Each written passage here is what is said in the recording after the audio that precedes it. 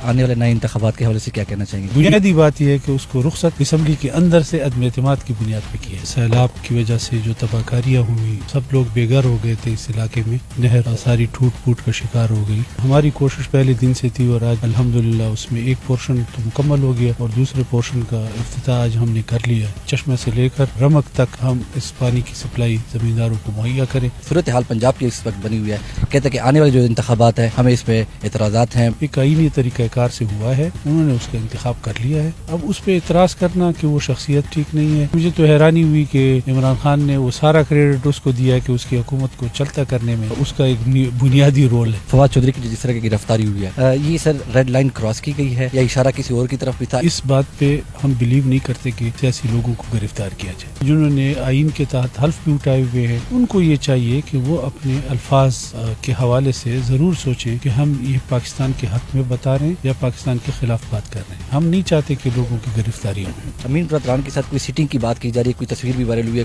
کہ امین برادران کے آپ کے ساتھ کوئی نہ کوئی بیک ڈور پہ کوئی ٹاک شاک ہوئی ہے؟ جو انہوں نے شائع کی ہے، جس نے بھی کی ہے مجھے نہیں معلوم، لیکن یہ بہت پرانی تصویر ہے۔ ہمارے جب شوکت ہمارے گورنر تھے تو اس وقت وہ آئے تھے ہمارے گھر پہ چائے، میں تو بھول ہی گیا ہوں کہ وہ کب کی تصویر تھی۔ ظلم شروع ہے، ایک کالا قانون نافذ، یہاں پہ ہراسمنٹ ہو رہی ہے، ریلیف کر دیا گیا کچھ نسوں کے۔ اسمبلیاں وجود میں آئیں گی تو اس کا پورا جائزہ لیا جائے گا، اس پہ سوچیں گے کہ کون سا فائدہ مند ہوگا قوم کے لیے۔ آنے والے انتخابات میں امین برادران نے یہ بھی کہا کہ ان کی ضمانتیں جو ہے ہم ضبط کریں گے۔ بڑھ کے مارنا یہ ہمارا کام نہیں ہے، ہم نے عوام کے پاس جانا ہے، عوام سے ووٹ مانگنا ہے، ہمیں اعتماد ہے عوام کے اوپر۔ روز روشن کی طرح آیا ہوگا، پتہ چل جائے گا پلڑا کس طریقے سے۔ اس وقت دست شفقت ان کو حاصل تھا، وہ اس بات کو سامنے رکھیں کہ وہ دست شفقت ان کے سر پہ نہیں ہے۔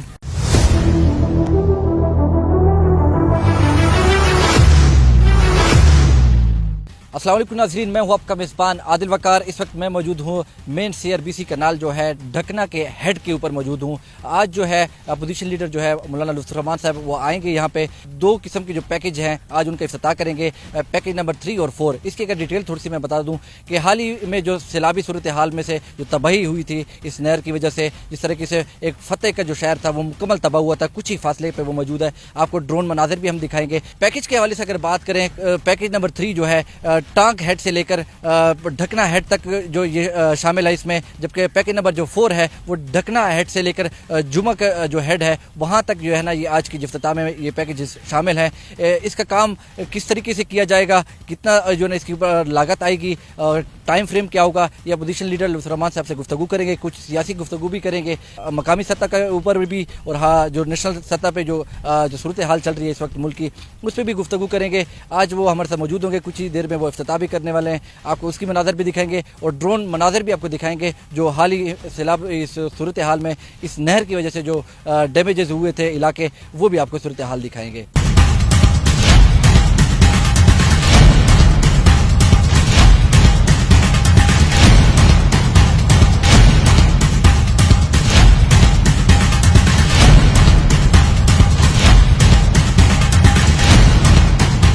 اچھا سر، آج 2 پیکیجز کا جو ہے افتتاح آپ نے کر دیا، جس طرح کہ آپ نے دیکھا ہے سر، پیک نمبر 3 اور 4 پہ تھوڑی سی ڈیٹیل بتا دیں سر۔ آپ کو تو معلوم ہے کہ گزشتہ جو سیلاب کی وجہ سے جو تباہ کاریاں ہوئی، جس سے پورا علاقہ متاثر ہوا اور تمام لوگ، ان کے گھر اور سب لوگ بے گھر ہو گئے تھے اس علاقے میں، تو اسی کے ساتھ ساتھ ہماری CRBC نہر جو یہاں پہ تمام زمینوں کو سیراب کرنا، اس علاقے کے زمیندار وہ سارے اس سے متاثر ہوئے کہ جب یہ نہر ساری ٹوٹ پھوٹ کا شکار ہو گئی، تو ہم نے پھر اس میں ایمرجنسی کی بنیاد پہ بھرپور کوشش کی کہ ہم کسی طریقے سے واپس اس کی بحالی کا کام کر سکیں۔ جتنی بھی دیر ہوئی ہے وہ ہو سکتا ہے کہ مالی وسائل کی وجہ سے، لیکن ہماری کوشش پہلے دن سے تھی اور آج الحمدللہ اس میں ایک پورشن تو مکمل ہو گیا اور دوسرے پورشن کا افتتاح آج ہم نے کر لیا ہے، اور انشاءاللہ 20 دنوں کے بعد ہم اگلا جو رمک تک پورشن جاتا ہے اس کا افتتاح بھی کرنے والے ہیں، اس کے بھی ٹینڈر اس دوران ہو جائیں گے۔ تو ہماری کوشش ہے کہ انشاءاللہ ڈی خان کے پورے ایریا میں، یعنی چشمہ سے لے کر رمک تک ہم اس پانی کی سپلائی زمینداروں کو مہیا کریں، تاکہ یہ اناج جو پورے صوبے کو یہاں سے مستفید ہوتی ہے تو وہ سارا کا سارا وہ واپس بحالی کا کام ہو سکے اور وہ مسائل جو ہے نا وہ حل ہو سکے۔ ٹائم فریم کیا رکھا گیا، کوئی ٹائم فریم بھی ہے؟ ٹائم فریم بالکل ہے، ٹائم فریم یہ ہے کہ ہم اگلے 1.5 مہینے تک رمت تک کوشش کر رہے ہیں کہ ہم اس کو بحال کر سکیں. سر آنے والے نئے انتخابات کے حوالے سے کیا کہنا چاہیں گے سر؟ کیا دیکھ رہے ہیں، کب تک متوقع ہے سر؟ جس طریقے سے انہوں نے آج شاہ محمود قریشی صاحب نے بھی کہا کہ جو خیبر پختونخوا میں جو وزیر اعلیٰ جو نگران تھے ان کے سر ہم نے فوری طور پہ جو انہوں نے نام دیا ہم نے لبیک کیا اور ہمیں قبول کیا، لیکن جو صورتحال پنجاب کی اس وقت بنی ہوئی ہے آپ خود دیکھ سکتے ہیں کہ کہتے ہیں کہ آنے والے جو انتخابات ہیں ہمیں اس پہ اعتراضات ہیں. نہیں دیکھیے، ہر چیز آئین کے مطابق چلے گی. جو آئینی طریقہ کار تھا وہ یہی تھا کہ اپوزیشن لیڈر اور وہاں کا جو چیف منسٹر ہے پنجاب کا، ان کی مشاورت سے کوئی کنسنسس سے ایک بندے کو منتخب کرنا تھا اور اس میں اس کو وزیر اعلیٰ بنانا تھا، کیئر ٹیکر. لیکن چونکہ ان کی نہیں اس پہ اتفاق آ سکا اور پھر اس کے بعد جو ہے وہ کمیٹی میں چلا گیا، پارلیمانی کمیٹی ایک بنتی ہے، تو ان کے پاس بھی 3 دن ہوتے ہیں. اس پارلیمانی کمیٹی نے وہ بھی کوئی فیصلہ نہیں کر سکے. تو ہونا تو یہ چاہیے تھا کہ سیاسی لوگ جب بیٹھتے ہیں تو ایک اتفاق رائے لازمی پیدا ہونی چاہیے. نہیں ہو سکی اور تب جا کے الیکشن کمیشن میں بات چلی گئی اور الیکشن کمیشن میں تقریباً کوئی 4 نام گئے ہیں اور ان 4 ناموں میں سے کوئی ایک کا انتخاب الیکشن کمیشن کے اختیار میں ہے. باہر سے وہ بھی بندہ نہیں لا سکتے. جو 4 نام ادھر سے جائیں گے، 2 نام اپوزیشن سے تھے، 2 حکومت سے تھے. تو اس میں سے ایک بندے کا انتخاب کرنا تھا. ایک آئینی طریقہ کار سے ہوا ہے، انہوں نے اس کا انتخاب کر لیا ہے. اب اس پہ اعتراض کرنا کہ وہ شخصیت ٹھیک نہیں ہے، میں نہیں سمجھتا کہ آج تک اس شخصیت کے حوالے سے کوئی اختلافی بات سامنے آئی ہو. آج تک تو نہیں آئی.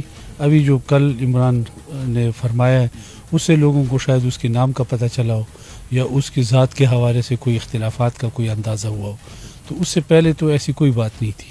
بلکہ مجھے تو حیرانی ہوئی کہ عمران خان نے وہ سارا کریڈٹ اس کو دیا کہ اس کی حکومت کو چلتا کرنے میں اس کا ایک بنیادی رول ہے.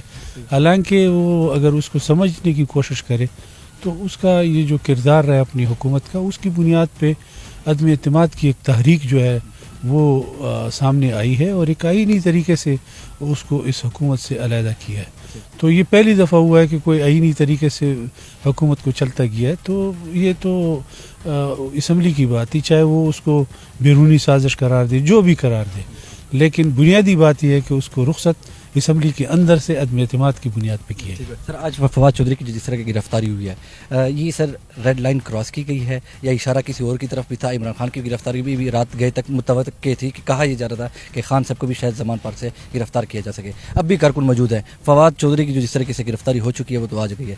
سر کچھ ہے کوئی اشارہ؟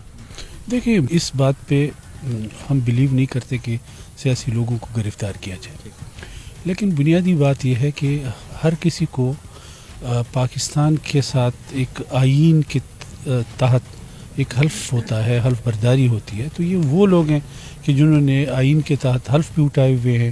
ان کو یہ چاہیے کہ وہ اپنے الفاظ کے حوالے سے ضرور سوچیں کہ ہم یہ پاکستان کے حق میں بتا رہے ہیں یا پاکستان کے خلاف بات کر رہے ہیں، یا ہم کون سی بات ہے جو آئین کے خلاف جا رہی ہے.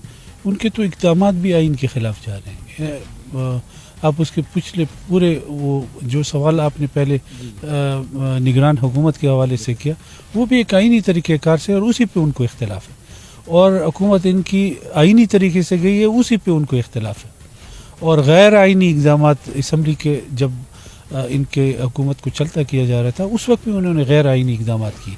تو ملک کو آئین کے مطابق چلنا ہے اور آئین کے مطابق آپ نے زندگی گزارنی ہے، اس کے ساتھ وفاداری نبھانی ہوتی ہے. تو الفاظ بھی سیاسی لوگ ہیں چن کے استعمال کریں. تو مجھے نہیں لگتا کہ کسی کو اس مشکل سے گزرنا پڑے. ہم نہیں چاہتے کہ لوگوں کی گرفتاری ہو. امین برادران کے ساتھ کوئی سیٹنگ کی بات کی جا رہی ہے، کوئی تصویر بھی وائرل ہوئی ہے، کوئی آڈیوز بھی بیانات بھی سامنے آ رہے ہیں کہ امین برادران کے آپ کے ساتھ کوئی نہ کوئی بیک ڈور پہ کوئی ٹاک شاک ہوئی ہے. کوئی ہے اس قسم کی سروس؟ نہیں، یہ تو بالکل بھی غلط بات ہے. اس کی کوئی بنیاد نہیں ہے. اور جس تصویر جو انہوں نے شائع کی ہے، جس نے بھی کی ہے، مجھے نہیں معلوم، لیکن یہ بہت پرانی تصویر ہے. ہمارے جب شوکت ہمارے گورنر تھے اس وقت وہ آئے تھے ہمارے گھر پہ چائے پہ، تو ان کے ساتھ یہ آئے تھے جب وہ آ رہے تھے ادھر یونیورسٹی کے. تو چائے ہمارے پاس تھی تو ان کے ساتھ وہ آئے تھے. تو وہ ایک تصویر جو ہے وہ پرانی 2000 میرے خیال میں 17 تھا یا 2016 تھا، یا مطلب 13 کے فوراً بعد تھا، کوئی اس قسم کی بات تھی.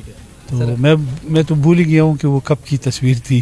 سر ایک اور چیز ہے سر، اگر وضاحت کرتے چلیں کہ آنے والے انتخابات میں امین برادران نے یہ بھی کہا کہ ان کی ضمانتیں جو ہے ہم ضبط کریں گے، تو اس حوالے سے کیا کہنا چاہیں گے سر؟ ہے سر دیکھیے یہ بڑھ کے مارنا یہ ہمارا کام نہیں ہے. یہ تو انشاءاللہ ووٹ ہے عوام کے پاس، عوام کا حق ہے، عوام ووٹ دے گی تو ہم اسی کے اوپر بلیو کرتے ہیں.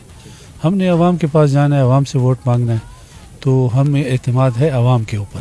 تو انشاءاللہ یہ تو روز روشن کی طرح آیا ہوگا، پتہ چل جائے گا کہ کیا کس وقت کس پلڑا کس طریقے سے. اور جو اس وقت دست شفقت ان کو حاصل تھا وہ ابھی وہ اس بات کو سامنے رکھیں کہ وہ دست شفقت ان کے سر پہ نہیں ہے. کوئی شک نہیں. سر اسپتال کے حوالے سے ایک کویسچن کرتا جاؤں گا لاسٹ میں کہ اسپتال میں اس وقت جو کالا قانون جو نافذ کیا گیا MTI کی طرف پہ، ایک ظلم شروع ہے، ایک جبر شروع ہے، ایک کالا قانون نافذ کیا جس میں اب تک ڈیرے کی ماں بہن نے احتجاج بھی کیا، یہاں پہ ہراسمنٹ ہو رہی ہے، FIR کٹ چکی ہیں، ریلیف کر دیا گیا کچھ نسوں کے. اس حوالے سے سر آپ کچھ کہنا چاہیں گے سر؟ دیکھیں یہ ہماری اسمبلی میں بارہا اس کے اوپر ڈبیٹ ہو چکی ہے، اور ابھی انشاءاللہ جب اسمبلیاں وجود میں آئیں گی تو اس کا پورا جائزہ لیا جائے گا، اور جس طرح ہو سکے ہمارے ہاتھ میں ہو ایک دفعہ لیجسلیشن تو انشاءاللہ اس کو دیکھ کے دوبارہ اس پہ سوچیں گے کہ کون سا فائدہ مند ہوگا قوم کے لیے،